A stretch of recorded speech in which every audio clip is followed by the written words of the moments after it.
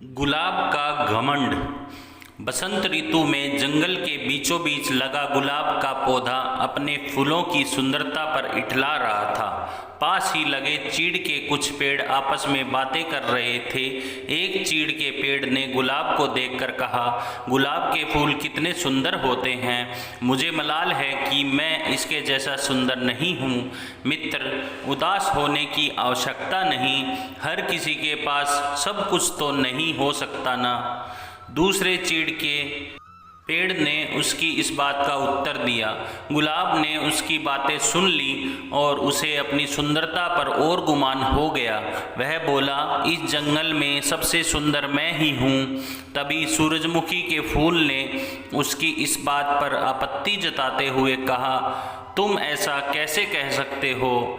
इस जंगल में बहुत सारे सुंदर फूल हैं और तुम बस उनमें से एक हो, लेकिन सब मुझे देखकर ही तारीफ करते हैं। गुलाब ने इतराते हुए कहा, देखो इस नागफनी के पौधे को, ये कितना बदसूरत है, इस पर तो कांटे ही कांटे हैं, कोई इसकी तारीफ नहीं करता है। ये तुम किस तरह की बात कर रही हो? अब की बार चीड़ का पेड़ बोला, तुम में भी तो कांटे हैं, लेकिन फिर भी तुम सुंदर हो। गुलाब को इस बात पर गुस्सा आ गया, तुम्हें तो सुंदरता का मतलब ही नहीं पता। तुम इस तरह मेरे कांटों और उस नागफनी के कांटों की तुलना नहीं कर सकते हो। हम में बहुत फर्क है, मैं सुंदर हूँ, वो नहीं है। तुम में घमंड चढ़ गया है गुलाब। इतना कहकर चीड़ के पेड़ ने अपनी डालियाँ दूसरी ओर झुका ली। इन सब के बीच नागफनी का पौधा चुपचाप रहा, लेकिन गुलाब ने गुस्से में अपनी जड़ें नागफनी के पौधे से दूर हटाने की कोशिश की, लेकिन ऐसा संभव नहीं हो सका। कुछ देर प्रयास करने के बाद गुलाब ने चीढ़कर नागफनी के पौधे से कहा, तुम एक निरर्थक पौधे हो, तुम में न सुंदरता है न ही तुम किसी काम के हो। मुझे दुख है कि मुझे तुम्हारे पास रहना पड़ रहा है। गुलाब की बात सुनकर नागफनी को दुख हुआ और वह बोला, भगवान ने किसी को भी निरर्थक जीवन नहीं दिया है। गुलाब ने उसकी बात अनसुनी कर दी।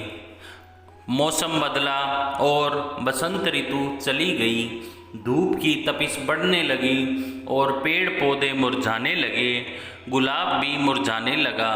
एक दिन गुलाब ने देखा कि एक चिड़िया नागफनी के पौधे पर चोंच गड़ाकर बैठी है। कुछ देर बाद वह चिड़िया वहाँ से उड़ गई। वह चिड़िया ताजगी से भरी लग रही थी। गुलाब को ये बात समझ नहीं आई कि वह चिड़िया नागफनी पर बैठकर क्या कर रही थी। उसने चीड़ के पेड़ से पूछा, ये चिड़िया क्या कर रही थी? चीड़ के पेड़ ने कहा, ये चिड़िया नागफनी के पौधे से पानी ले रही थी। ओह, लेकिन क्या इसकी चोंच गड़ाने से नागफनी को दर्द नहीं हुआ होगा? गुलाब ने पूछा। अवश्य हुआ होगा, किंतु दयालु नागफनी चिड़िया को तकलीफ में नहीं देख सकता था। चीड़ के पेड़ ने उत्तर दिया, ओह, तो इस गर्मी में नागफनी के पास पानी है? मैं तो पानी के बिना सूख रहा हूँ। गुलाब उदास हो गया। तुम नागफनी से मदद क्यों नहीं मांगते? वह अवश्य तुम्हारी मदद करेगा। चिड़िया अपनी चोंच में भरकर तुम्हारे पास ले आएगी। चीड़ के पेड़ ने सलाह दी। गुलाब नागफनी से कैसे मदद मांगता? उसने तो अपनी सुंदरता के घमंड में उसे बहुत बुरा भला कहा था, लेकिन तेज धूप में अपना जीवन बचाने के लिए आखिरकार एक दिन उसने नागफनी से मदद मांग ही ली। नागफनी दयालु था, वह मदद के लिए फौरन राजी हो गया। चिड़िया भी मदद को आगे आई। उसने नागफनी से पानी चूसा और अपनी चोंच में भरकर गुलाब के पौधों की जड़ों में डाल दिया। गुलाब का पौधा फिर से तरोताज़ा हो गया। गुलाब को समझ आ गया था कि किसी को देखकर उसके बारे में राय नहीं बनानी चाहिए। उसने नागफनी से माफ़ी मांग ली। सीख, इस कहानी से हमें सीख मिलती है कि किसी की शक्ल देखकर कोई राय नहीं बनानी चाहिए। इंसान की बाहरी सुंदरता नहीं बल्कि आंतरिक सुंदरता मायने रखती है। दोस्तों, आपको ये हमारी कहानी पसंद आई हो तो हमारे चैनल को लाइक, शेयर और सब्सक्राइब करें। आपका बहुत बहुत धन्यवाद।